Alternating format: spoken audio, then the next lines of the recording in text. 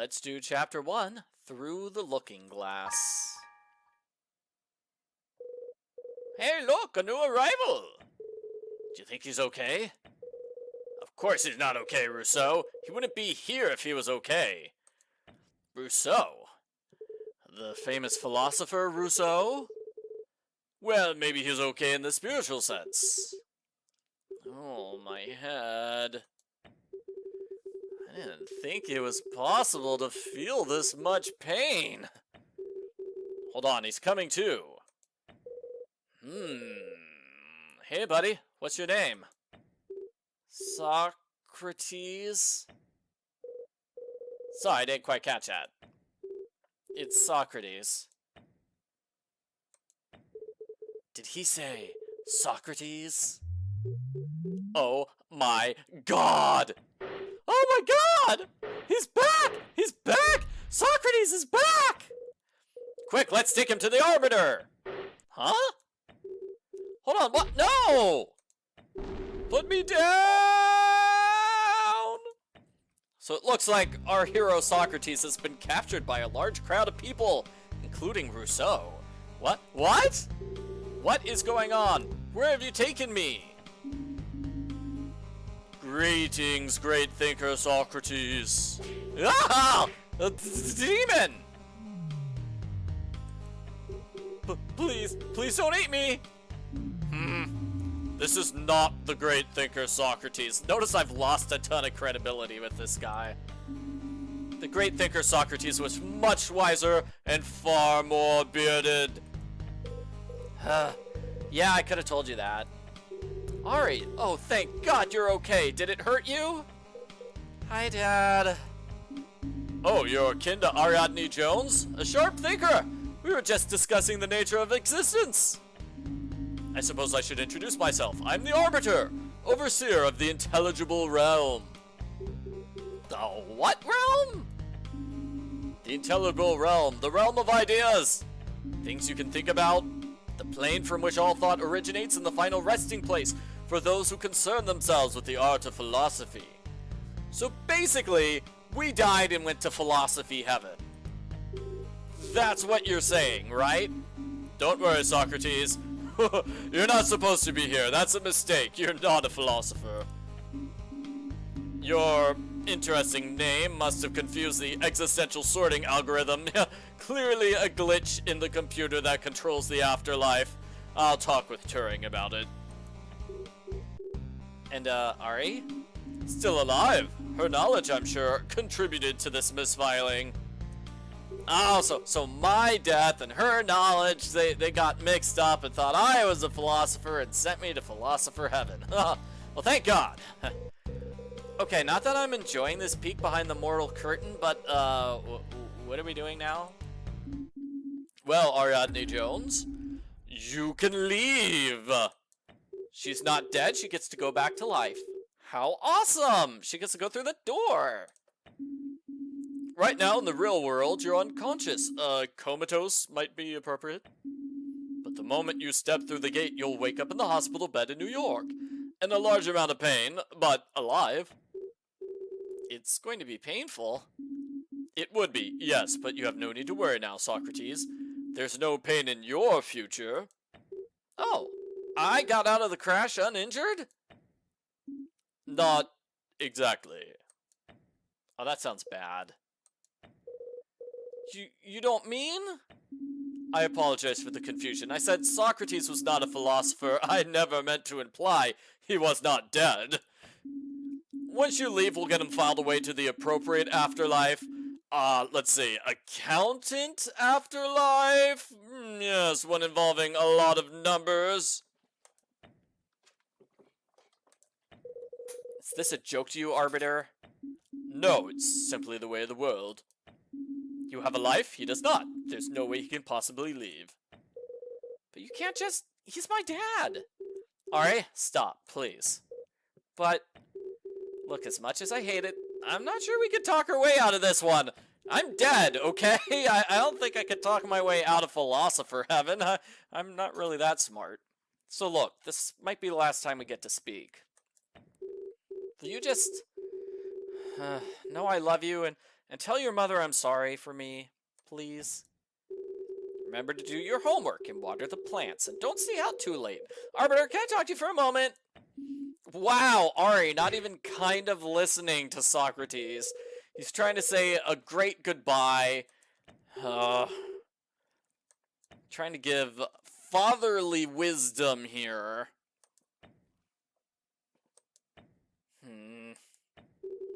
This is kind of killing the moment here.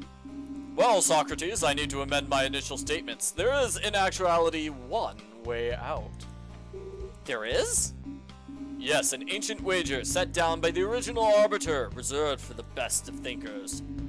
After talking with your daughter, I've decided to offer you a chance at this challenge. If you can provide an answer to one of the great philosophical questions, the nature of morality, one request will be granted. Wait, so I need to figure out the nature of morality? And that will get me back to life? A way to think about morality that's internally consistent and compatible with the realities of the world. Wow. However, in this game you're only allotted one chance, and if I find your answer uninsightful, you're gonna be dead. Forever. But if he is able to find the nature of morality, we can both walk through the door? Correct. Okay, Ari, fess up. What on earth did you do? Not much. I just told him you're actually a brilliant debater, that's all. Are you crazy? I'm an accountant. I can't even debate like door-to-door salesman. Ari, I appreciate the sentiment, but I don't know anything about philosophy. Well, maybe that's what makes you a good philosopher. Like the famous Socrates, he's famous for saying he didn't know anything. And that's what made him really smart, because he knew he was an idiot. Look, it's not like you're going to be alone. I'm going to stay here, and there are people here who know even more than I do. Yeah, the original Socrates was willing to admit when he was wrong or when he didn't know something. And maybe that will help him. He doesn't have any preconceptions. You know, he's gonna figure everything out on his own. So can I ask people for help? Well, I mean, you can, but you have to use your own judgment here. I know I'm gonna regret this. Very well then. Arbiter, I accept your wager. So be it. The door will reopen when you've completed your task. I wish you luck. Well, I suppose I should get started. Can anyone here help me find the nature of morality? Anybody? Anybody at all? Wait, what's that? Sounds like an earthquake. Really? I thought it was more like a football game. Now you've done it. Huh? And he's being attacked by everybody in Philosopher Heaven. Everybody has their own idea about what morality is, and they want to force it upon him. It's found in the circumference of the moon! Arbiter, do something. What, isn't he getting help? Call this help, they're gonna tear him apart. Very well, if you insist. Silence! One of you come forward at a time, and no more. Okay, let's deal with each philosopher one by one. So who can help? I believe I can. Euthyphro. I love how he's sort of dressed like a 1970s disco dancer. Euthyphro of Athens. Famous philosopher, I believe. Yeah, quite well, noble Arbiter. Who's this guy? Euthyphro was a prominent religious scholar and priest back in ancient Greece. He famously debated your namesake many millennia ago. So that's a dialogue written by Plato. It's called the Euthyphro, where Socrates and Euthyphro were both about to go to different, murder trials. Did not work out well for Mr. Socrates, because he was found guilty and killed. Euthyphro was actually suing his father. His father committed murder, and he thought his father should be punished for it. His family was like, no, you can't sue your father, that's wrong. And besides, the murder was extenuating circumstances, so you can't sue him for that murder. But Euthyphro was all like, No, bro, I have to do what's right. I have to do what's good. And, well, these are pious. See the word pious? So that entire, like, conversation that Socrates and Euthyphro have is all about piety. What's the meaning of the word piety or piousness? And to be honest, that's not a word people use anymore, piety. So, like, it's not a very popular dialogue anymore. Because it's like, okay, they're arguing over a word people don't use anymore. So, it's not as interesting to modern people as it was to the ancients. Okay, and he was a sophist. He was a sophist. I see. Wait a minute. Socrates was always arguing with the sophists, by the way. He did not like them. Listen, my child, I'll share my insight with you. Let's see what Euthyphro's argument is. He studied religion. Human beings are fallible and vain. They make mistakes. No arguments for me. Humans definitely mess up a lot. A god, however, is a superior being. Like Zeus and Hera and all the other gods of ancient Egypt. Each one possesses wisdom far beyond our own. I don't know about that. Like, the gods made some really stupid choices. Thus, whatever a god commands must be good. Yeah, no, I mean, Zeus and the other gods sometimes commanded people to do bad things. So I don't believe this argument. So that's the source of morality. It comes from the gods. Oh, and that's added to our idea slate. So let's see. We still have the argument your face is ugly. Okay, so humans are flawed.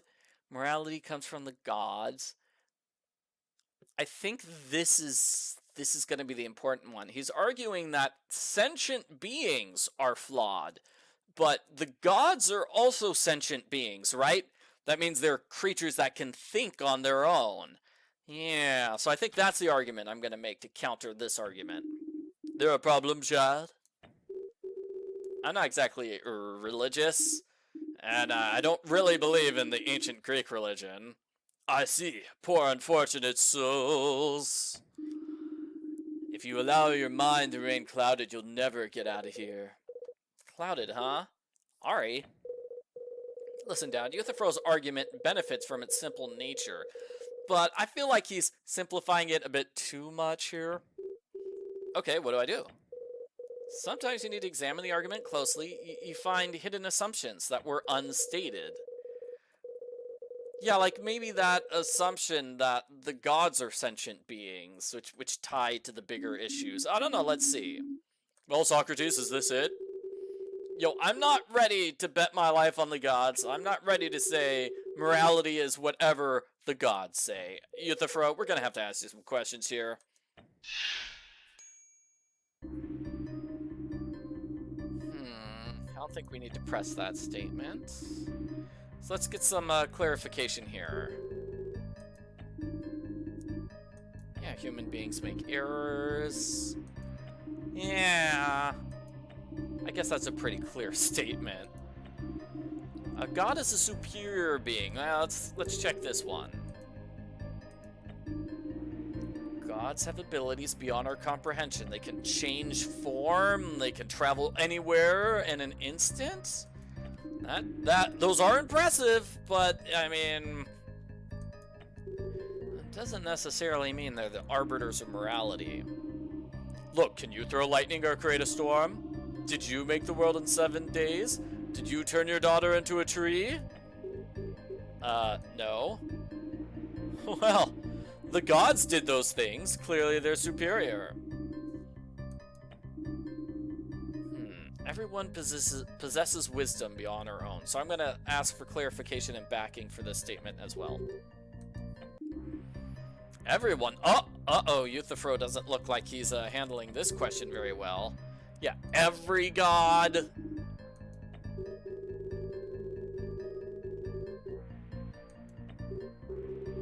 Yeah, who are we talking about? Is this Zeus? I think it might be Zeus. Look, does it matter which one of the Greek gods it is? Come on! Could even be gods from other religions. So that's a new idea. Different gods. I found some more information.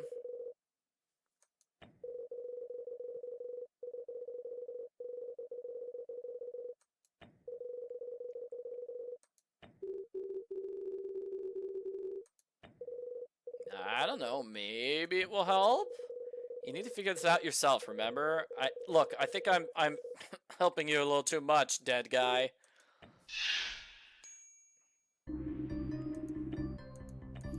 Alrighty, so let's go back over here. Let's see if I can ask for some backing for the fact that the gods are wise. I mean, this is an interesting argument. They're immortal. People tend to get smarter as they get older. I mean, not me, I have this thing where I get older, but never wiser. However, the gods, maybe because they keep getting older, they just keep getting wiser and wiser and wiser.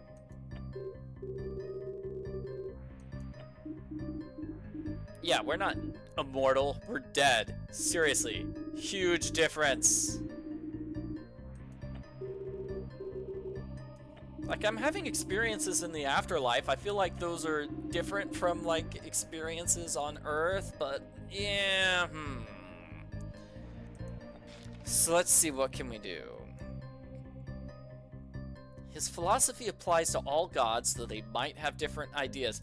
That's a problem because the different gods disagree with each other, and we see that in Greek philosophy, where, like, Zeus argues with his wife. It's like, well, then which one's right? Which one of them is right if they just outright disagree with each other? So let's get clarification on this. Whatever God commands must be good. Okay, I have a better understanding. I need to figure this out. So let's see. Humans make mistakes. I don't think I can counter that with, one of these things. These are basically his three arguments. Flawed gods, different gods. God is a superior being. Everyone possesses a wisdom. So I think we might need to challenge using this last statement that the gods... the fact that there's different gods. Yeah, I'm going to challenge with that statement. Let's try this. Nonsense! Euthyphro, could we stop for a moment? I'd like to clear up a few things. You said different religions have different gods, right?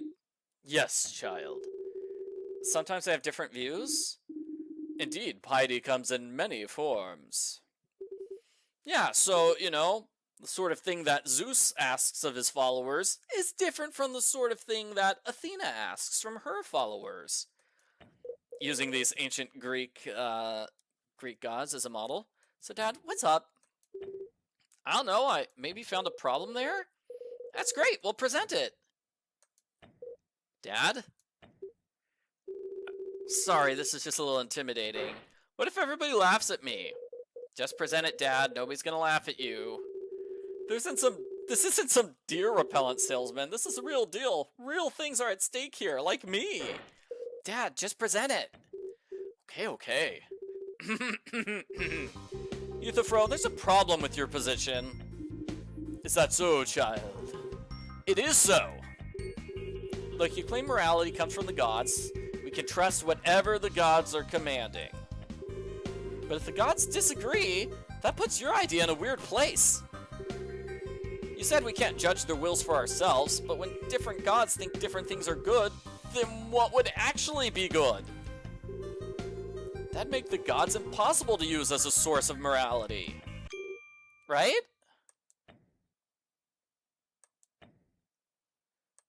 Do they like that argument? Should I maybe have used an example? Oh, what do you mean my presentation was lackluster? Who cares about my lackluster presentation? I'm making an argument, not dancing and singing for people online. Yeah, we don't need style points. Yeah, the first Socrates made similar points. Aha! So if I remembered everything about the Euthyphro dialogue, I probably would have been able to solve that puzzle a lot faster. I don't know, like the Socratic dialogues are pretty interesting. It would be cool if we went through like all of them and we had to make all the arguments in the same way as the original dialogues.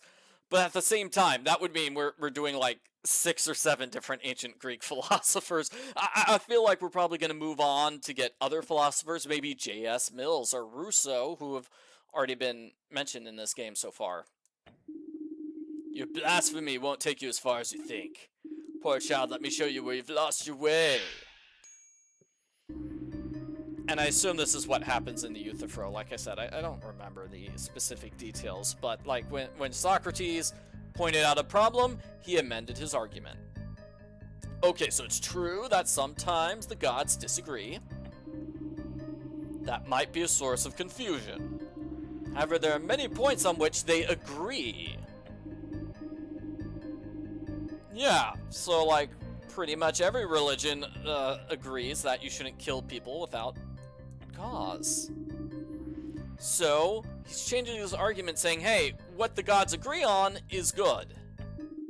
What they disagree on, well, you can't be sure about the morality of that. Let's just let the gods debate it for a while until they get it figured out. So is that better?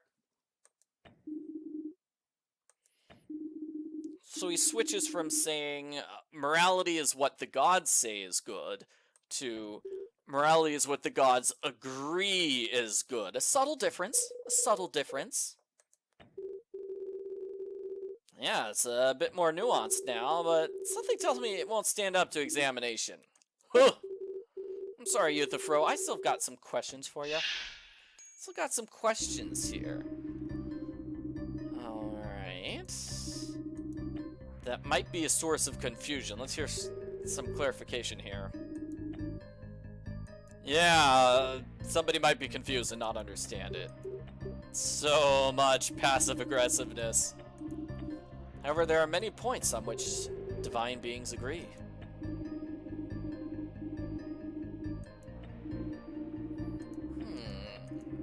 Right. Let's ask for clarification. Apparently, me asking for clarification on every statement is not useful. So clearly what gods agree upon is always good. I mean, he gave a pretty straightforward example that I'm not going to argue with. I'm not going to say that murder is good. Maybe we can get him to give other examples of things that all the gods agree on? Yeah, can you back that up? Why can't they agree on something bad? Well, because they're very smart.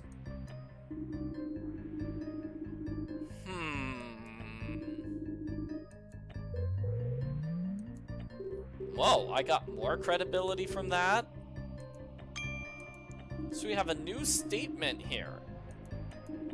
For surely, if things are good, the gods... That seems like a circular argument right there. So gods agree on what's good, but we just said something's good if the gods agree on them. So they agree on something that makes it good, but if it's good, that's why they are agreeing on it, which, you see the circle, it just goes around and around in a circle. That's like saying, okay, the gods think weekends are great, so that makes weekends good. But gods think weekends are good because it's already good. But they mean... Ow, I think I just confused myself doing that. Whatever, let's ask for clarification here. This new statement seems faulty. Let's get some backing here. We've established gods possess infinite wisdom, yes. There might be slight variance, but they're wise. Like the example of murder.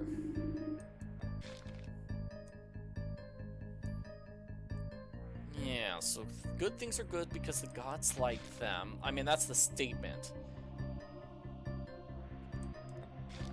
Well, that just makes me want to ask the question of, the gods can like things which aren't good, and I think that's a point we've already made in this debate. This is so confusing. Okay. Yes, but sentient beings are flawed and often make bad judgments. But is that just humans, or is that also gods? That was my question. I don't know what to do, Ari. Seems like he's fixed his argument. Really? Just because the same words are there doesn't mean the argument's in the same way.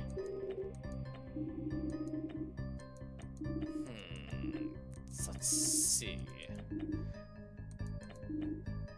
So this was not the new statement, right? The last statement is the new statement. So let's get clarification and backing on this last statement. I think we already did that already.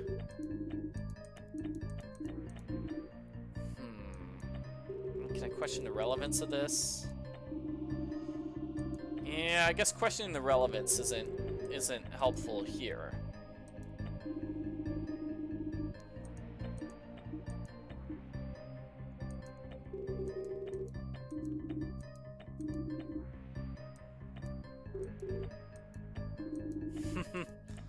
Yeah, I'll check the relevance of every statement. Might as well.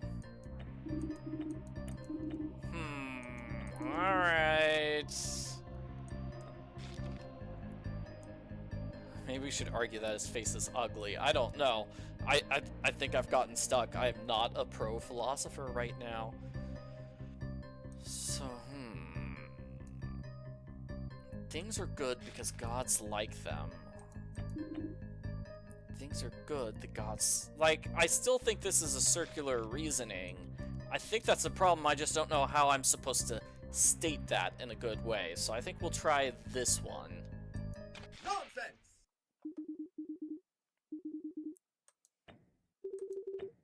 Uh-oh, he's glaring at me.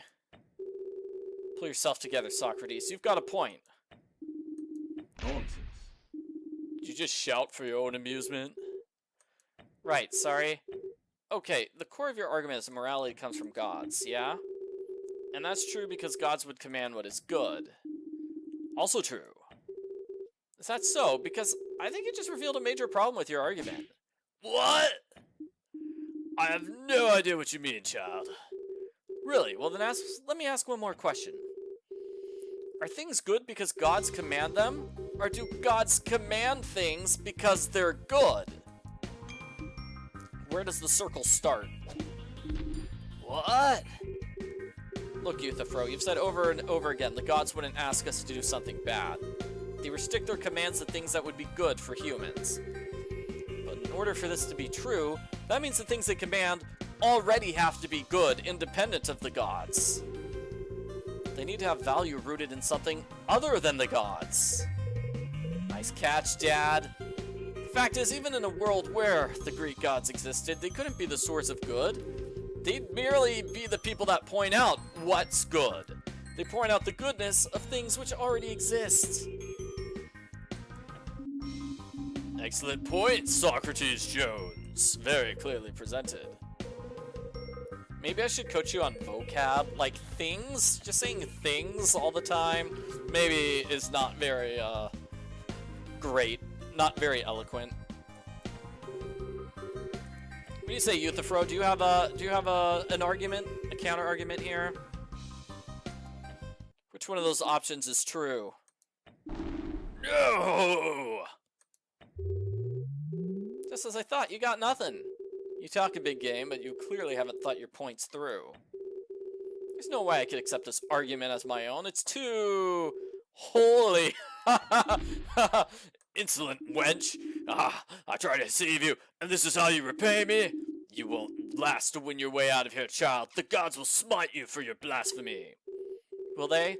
Somehow I think I'll be just fine. I mean, I've already died once, so what more could happen?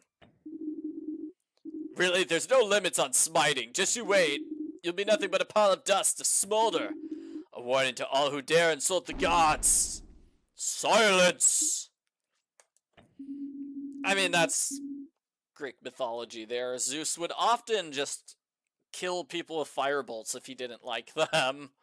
I think we've heard enough from you, Euthyphro.